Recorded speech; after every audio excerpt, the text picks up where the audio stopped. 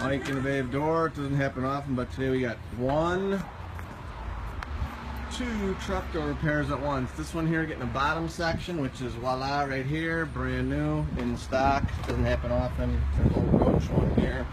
Nothing left of that guy. And then over here, similar situation. Cables on a rotted bottom, so we put some metal behind there and there.